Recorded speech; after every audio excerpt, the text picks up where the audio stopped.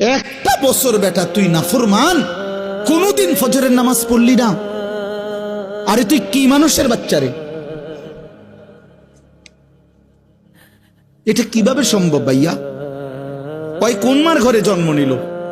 আহা, তার মা কোথায়, তার বাবা কোথায়?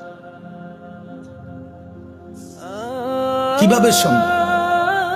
ওই মা কেমনে মেনে নিল, ওই বাবা কেমনে মেনে নিল? 16 বছর 18 বছর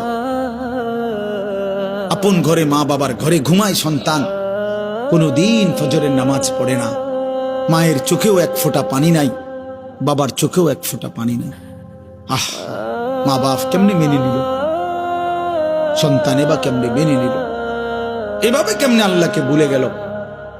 ইয়া আইয়ুহাল ইনসান মা গাররাকা বিরাব্বিকাল কারীম।